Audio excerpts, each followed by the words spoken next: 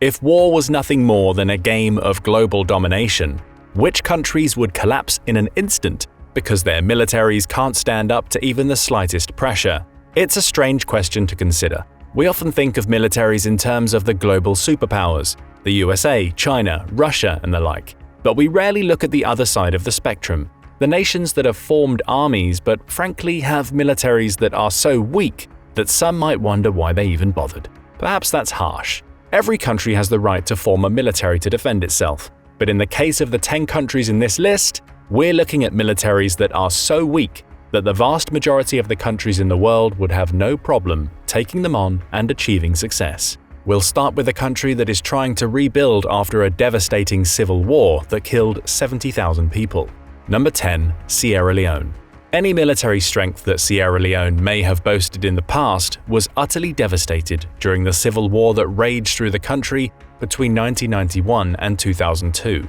Along with the aforementioned 70,000 casualties, that war displaced 2.6 million people. But despite the fact that the war has been over for more than 2 decades, Sierra Leone still hasn't recovered.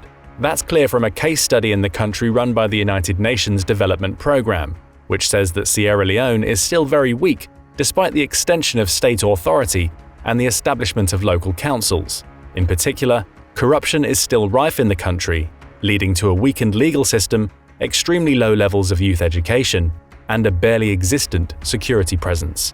That seeming inability to build an operable state out of the rubble of civil conflict goes a long way toward explaining why Sierra Leone makes this list. It's believed the country's armed forces personnel total just 9,000, hardly the largest army to protect a nation of 8.8 million. But even prior to the Civil War, there were clear problems in how the country ran its army.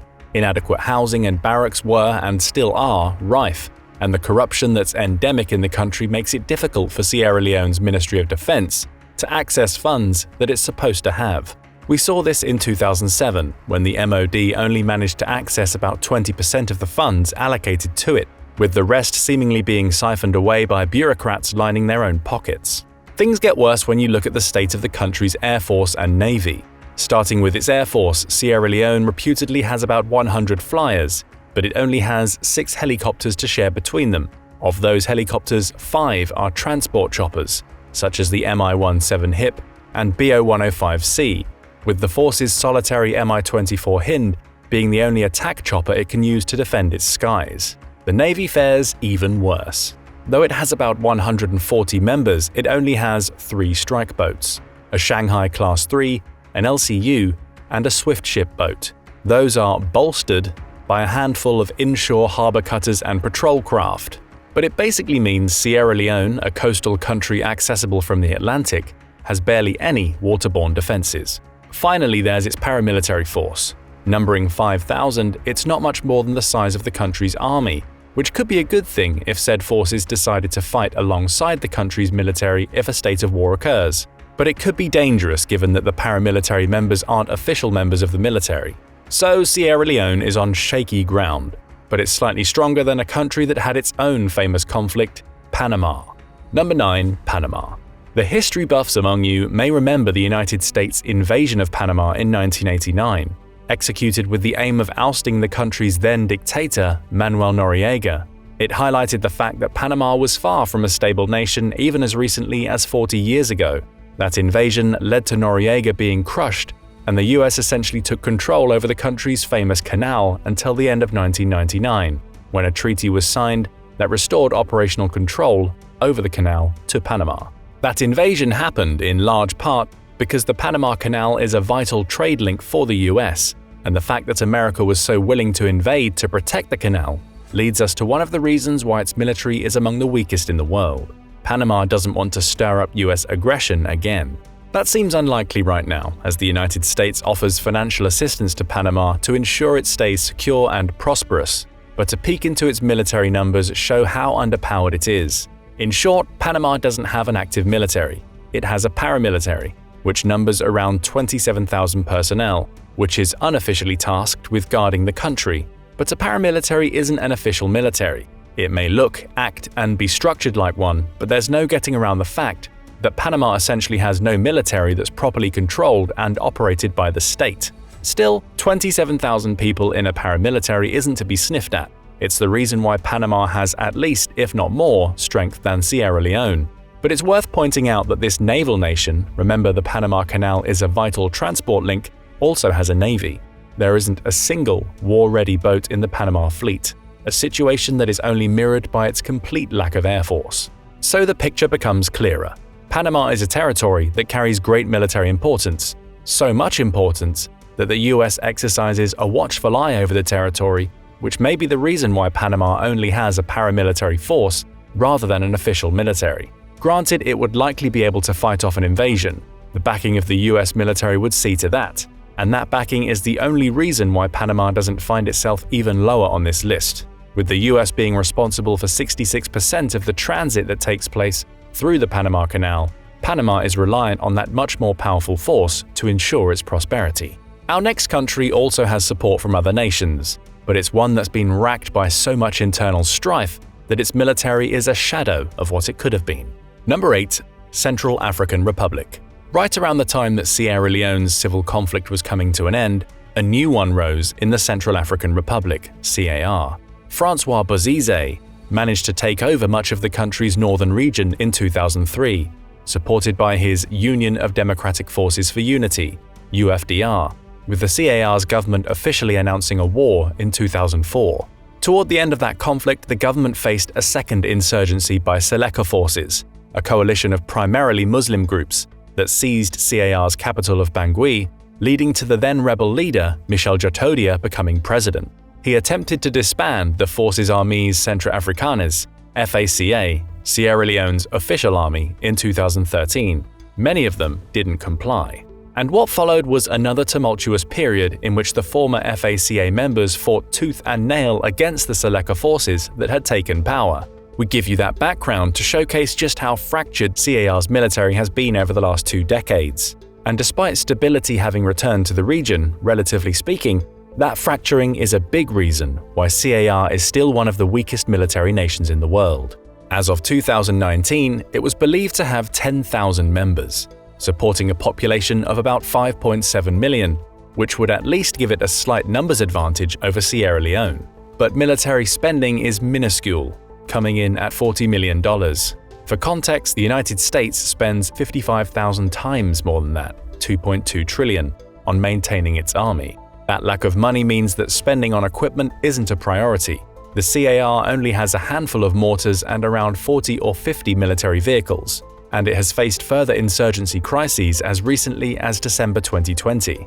Combine all of those factors and you have a country that's been forced to seek military support from France, Rwanda, and even Russia, along with 15,000 members of the UN's peacekeeping force, MINUSCA, who have been in the country for a couple of years. So again, we see civil strife wrecking a military that's forced to focus more on internal conflict than its own defense against international powers. Still, the CAR is stronger than the next nation, at least in terms of pure numbers. Number 7. Belize. Outside of a long-running border dispute with its neighbor, Guatemala, Belize is rarely troubled by war. It was part of the British Empire until 1981, meaning it received support from the very powerful British military. Even after gaining its independence, the Brits still kept a watchful eye over the country. And even in the aforementioned dispute with Guatemala, Belize is in no rush to enter a physical conflict. It seeks more diplomatic measures, such as its 2019 referendum on whether the country should refer the dispute to the International Court of Justice (ICJ) rather than fighting. That background gives a lot of insight into why its military is so weak. Belize only has 3,000 military personnel, only 2,000 of whom are active and 1,500 of whom serve in the nation's army. It barely has a navy, a severe oversight considering that it's bordered by the Caribbean Sea and thus accessible by water, with its waters simply being patrolled by about 10 vessels. And as for its air force, the country has a grand total of 2 craft, 1 fixed-wing transport and a single helicopter that may or may not be configured as an attack chopper. What the country does have is challenging terrain, which is its military's only saving grace. The jungles of Belize have long been a training ground for the British military, a favor for which the Brits repay Belize by maintaining a supportive military presence in the country, and if any other nation were to start a conflict, It's possible that the small forces Belize does have would sequester themselves in that jungle, fighting almost like the Viet Cong in the 1960s by taking advantage of the country's difficult terrain to pick off opponents rather than engaging in full frontal conflict. Still, the numbers don't lie. Belize's forces only hit 3,000 members, assuming it calls up all of its reserves, and its military equipment is almost non-existent. Still, support from the Brits combined with the country's terrain gives it some advantages over our next weakest military. Number 6. Suriname. Even with Belize's numbers being so low, it's still mightier than Suriname, a country that boasts just 1,800 military personnel to its name. Those personnel are at least divided a little better, with 1,000 being in its army, while Suriname's Air Force and Navy share the other 800. But that's it.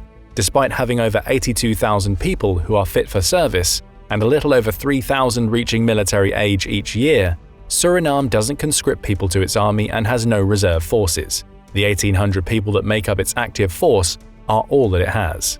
Granted, it has a slightly stronger air force than Belize thanks to having a trio of helicopters, though it's reported by Global Firepower that only one of those is ready to enter a combat situation, and Suriname has somewhere between 16 and 18 patrol vessels, which at least offer oversight for its waters, even if they're not exactly equipped for ocean-based military encounters. But what's interesting about Suriname is that its military wasn't always this weak.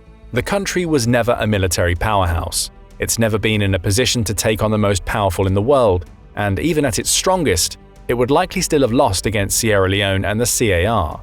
But at one point during the 1980s, its forces numbered 4,000, making its military twice the size that it is now. So why isn't Suriname maintaining those types of numbers anymore? Much of the reason involves what happened with that 4,000-strong military. In the mid-1980s, that military began augmenting itself by bringing both auxiliaries and irregulars on board, essentially adding militia forces who were both armed and coordinated by the country's official military. That was a problem on its own.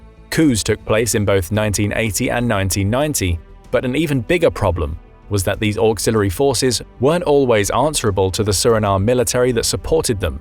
The result? The Surinamese Interior War. That conflict took place between 1986 and 1991, with the 1990 coup happening toward the end of it, killing at least 300 people and devastating many villages in the country. Thankfully, the war came to an end when Suriname elected a democratic government in 1991, with an official peace treaty coming into power in 1992. Since then, it appears that Suriname has focused on reducing the possibility of future civil strife rather than on bolstering its defenses. That may explain why its army is so short on numbers. Though the country also has the advantage of being a fairly neutral state on the international level, hardly a prime target for strong powers. Still, it seems clear that Suriname doesn't want a repeat of what it faced during the 1980s and early 90s. Its own military has been the main source of strife in the country, so keeping it underpowered may be the country's solution to the fragmentation that caused the coups it experienced. We're starting to see a trend develop here. Outside of Belize, all of the nations on this list have experienced civil strife that placed great strain on their militaries. And while Sierra Leone and the CAR seem to be in the process of rebuilding, it's interesting to see Suriname taking the opposite approach in the name of internal peace. That trend of civil strife continues with our next entry. Number 5. Liberia. The years between 1989 and 2003 were tough on Liberia. The West African nation was plunged into civil war during that period, with two conflicts taking place almost back-to-back that devastated the country. The Center for Justice and Accountability estimates that somewhere between 150,000 and 250,000 people lost their lives to war during this 14-year period, with all sides of the conflict being involved in atrocities that ranged from torture and rape to executions and the forced conscription of child soldiers.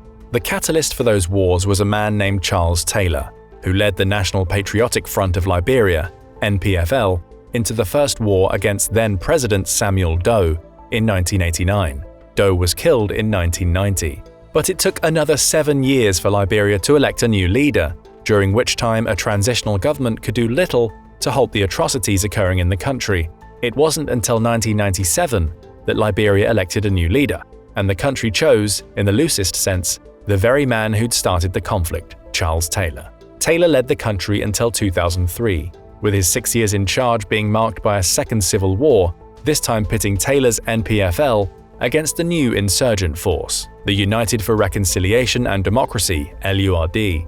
That war resulted in Taylor fleeing Liberia, later to be extradited to The Hague and sentenced to 50 years imprisonment for war crimes, and the signing of 2003's Comprehensive Peace Agreement (CPA). All of that background is necessary to explain why Liberia's army is so weak. Today, the country's military consists of just 2,000 people, with no reserves or paramilitary, with 1,500 of those people serving in its ground-based army. The country has no air force to speak of. Data suggests that it doesn't even have any military aircraft, and its navy consists of about 350 members who man a small collection of 6 patrol vessels. Its spending has also been massively reduced.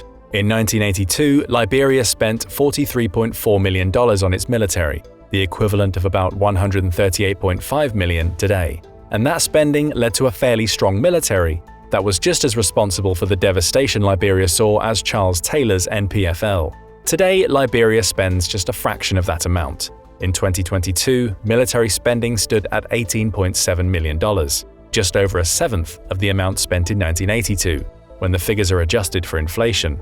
And that $18.7 million was the most Liberia spent on its military for over a decade, with the typical figure falling between 13 and 15 million.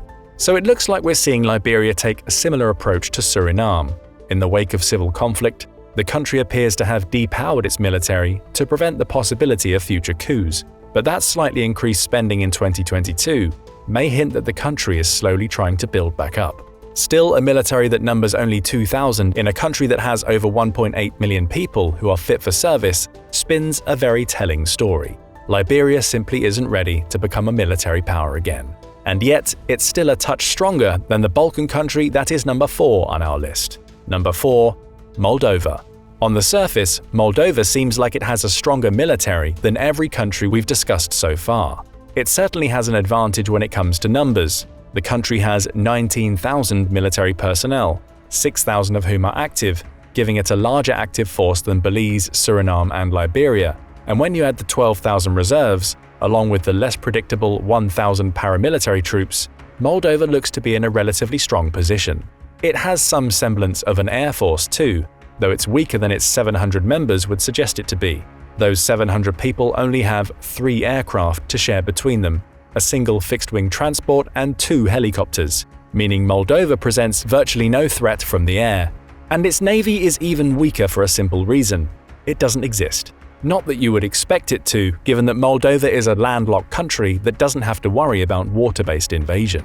Its last major military involvement was in the Transnistria War, a fight between Moldovan forces and pro-Transnistria rebels, who wanted the unrecognized state of Transnistria to become an official country separate from Moldova. The war lasted for 2 years, between 1990 and 1992. Since then, Moldova has experienced about 30 years of relative peace, and it even spends more than most of the countries we've featured so far, with its 2022 military budget of $47.7 million, more than doubling that of Liberia's. So with all those factors going for it, why is Moldova's army weaker than those already discussed? It appears that peace may be the problem. In an interview with Radio Europa Libera Moldova, the country's defense minister Anatoly Nosati revealed that Moldova's military is operating using severely outdated equipment. He said that most of its equipment dates back to the Soviet era, making much of it at least 40 years old, and that the country's military is drastically underfunded and under-equipped to actually engage in a full-scale conflict. In short, Moldova isn't ready for war. Add to that problem the fact that Moldova is both one of Europe's poorest countries and is pro-Europe and pro-Ukraine in an era when Russia is showing renewed aggression. In fact, Moscow is already presenting a clear and present danger to Moldova. Russia has 1,500 of its own troops stationed in the disputed Transnistria region, located between Moldova and Ukraine, with Moldova appearing incapable of doing anything about it, even though it falls on the Ukrainian side of the conflict. So we see 2 issues emerging here. The first is that having more military personnel than other countries isn't a surefire indicator of being stronger. Inadequate equipment is still inadequate even when in the hands of greater numbers. And second, Moldova is under a constant, if unspoken, threat from the Russians that essentially hamstrings its military to the point where it's almost useless. Without the backing from other Western nations, Russia would likely steamroll Moldova if it felt the need to do so. Add equipment shortages into the mix, Moldova's budget only partially covers the emergency backpacks its recruits are required to have, and you have a nation that may be able to puff its chest a little with numbers, but can't actively back those numbers with firepower. Even in its weakened state, Moldova is still stronger than the third weakest military nation on our list. And with number 3, we return to a familiar story: civil conflict decimating a nation's defenses. Number 3. Somalia. Somalia is in a state of civil war. And it's not a short war either. It started over 30 years ago with the fall of Said Barre's brutal dictatorship and has raged on as group after group tries to fill the power vacuum left in the wake of that regime falling. Right now, the nation is so fragmented that it's almost impossible for it to sustain a stable military, much less one that would be capable of defending the country against international intruders.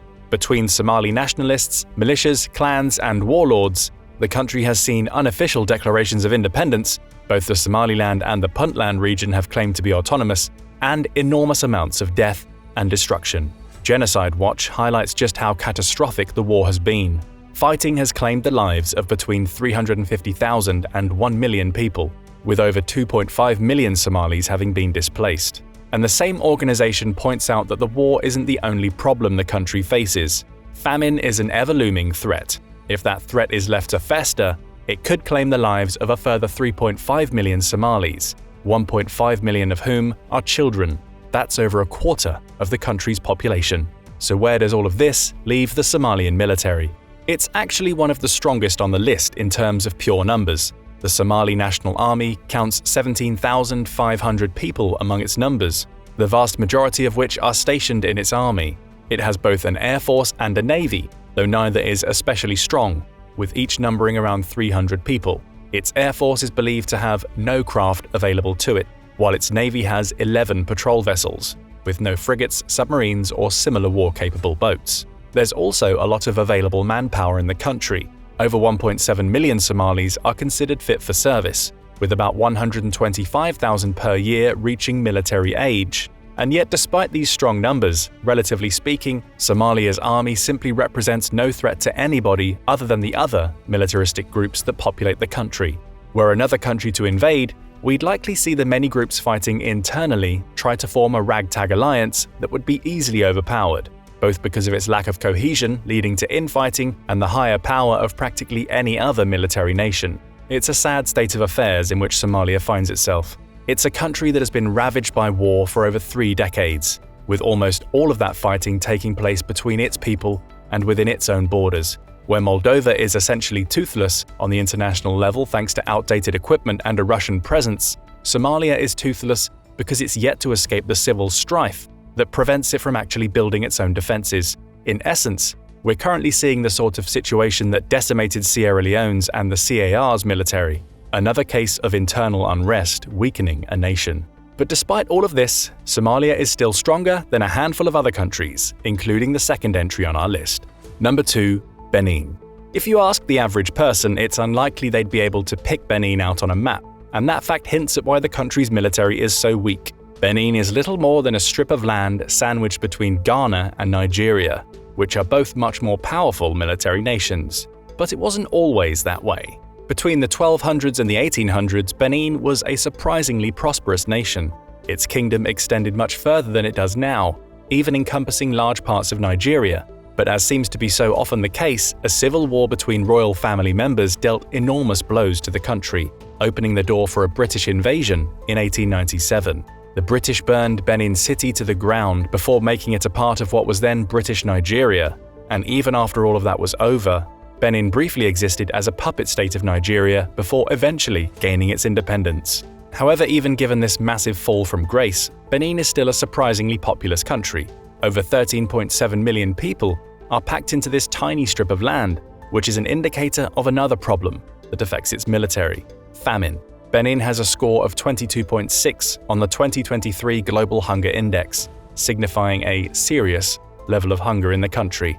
That threat level hasn't risen to the point where Benin is actively experiencing a famine, but it hints at internal strife. Though not militaristic in nature, that explains why its forces are so underpowered.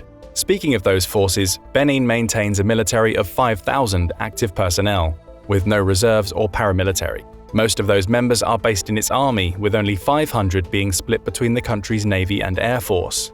Its air force isn't much to write home about. According to Global Firepower, it only has 2 craft, a pair of fixed-wing transports, and only one of those craft is combat-ready. So when we say that Benin has an air force, we mean that in the loosest sense. It has a plane, not a fighting force, and its navy fares even worse. Despite Benin having a coast, it doesn't even have patrol vessels, making it vulnerable to a seaborne invasion and rendering its 200 navy personnel utterly ineffective. Despite all of this, Benin's military spending is surprisingly high, at least relative to most of the other nations on the list. It invested $97.2 million into its military, a figure that is fairly constant with its spending over the last decade, which makes it all the more surprising that it's so severely underpowered. Still, a force of 5,000 to fight on behalf of over 13 million is barely a force at all, and with no naval or air presence to speak of, Benin can realistically only defend itself on the ground, with its army personnel likely to be easily decimated by any country that has even a small air force. Combine all of that with the ever-looming threat of famine, and Benin is about as far away from being ready for war as it's possible to get. So far away that there's only one weaker country. But before we get to that country, here are a few honorable mentions. Iceland. Though not traditionally a militaristic nation, Iceland is one of the happiest on the planet. That's highlighted by the Legatum Prosperity Index, which ranks it as 8th in overall prosperity thanks to its focus on developing social capital and ensuring its own economic strength. For context, the United States ranks 19th, placing Iceland a full 11 places ahead of it. And yet, it doesn't even have a military. The only reason it hasn't made this list is that it seems a little unfair to rank a nation that is without a military as having one of the world's weakest. It's not even playing the game.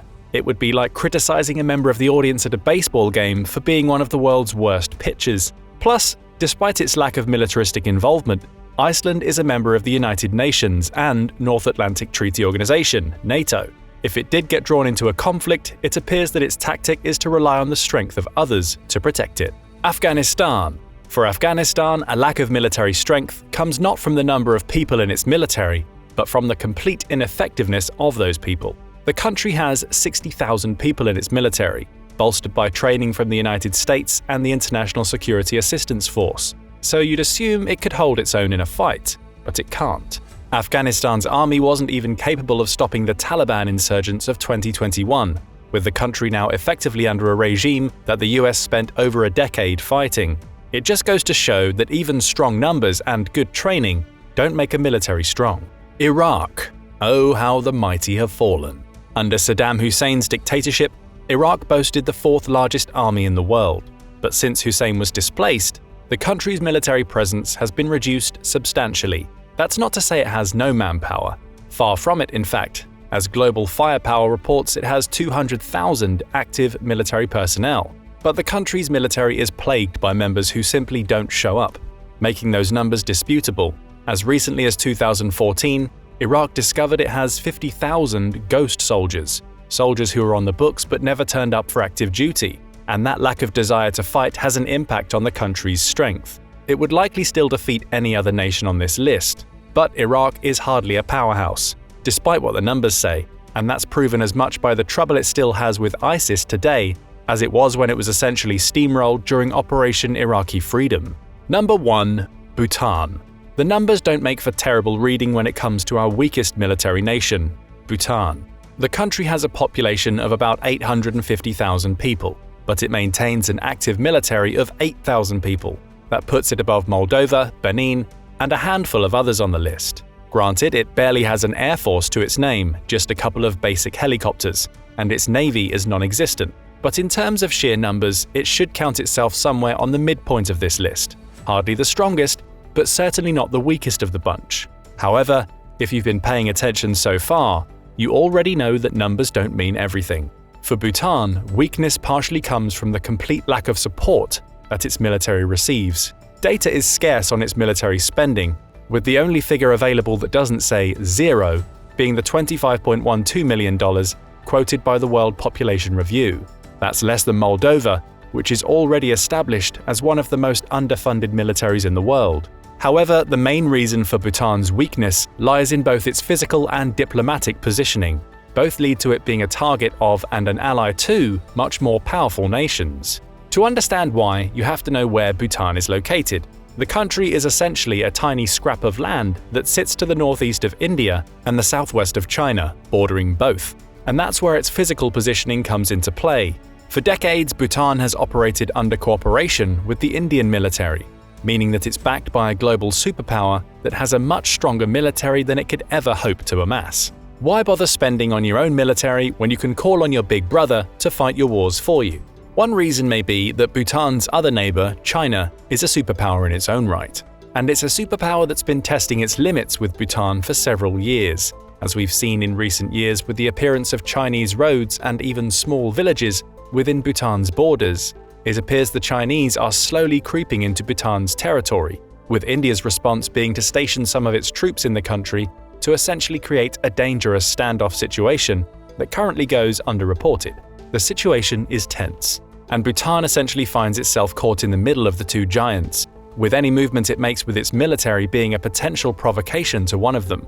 Strengthening could upset India, which might misconstrue heavier investment made by Bhutan into its own army as a foreshadowing of a desire to obtain independence from the country's cooperative agreement, a situation that India wants to avoid. Similarly, a stronger Bhutan army could be seen as a direct act of aggression by the Chinese, perhaps leading to China responding by actively fighting for Bhutan's territory rather than covertly acquiring it. The result is a country that's able to maintain a military presence, with that presence being effectively meaningless because of slow-boiling tensions between two superpowers against which it would stand no chance. Bhutan can't protect itself against China, it can only rely on Indian aid, which it needs to court by essentially being a submissive partner lest it raise the ire of a second superpower. What point does a country's military serve if it can do nothing to actually defend that country? And on that note, our list comes to an end. We've seen some common themes develop here. Many of the countries that have extremely weak militaries can look to internal strife as the reason why. It's important to strengthen when internal fighting creates fractures that prevent a country from presenting a united front. Others on this list are weak due to a lack of funding, outdated equipment, or their positioning. Bhutan is a perfect example of the latter as a weakened force buffered by two superpowers that have looming tensions rising between them. But you've seen our reasoning behind why these nations are the 10 weakest militaristically on Earth, and now we'd like to hear from you in the comments section.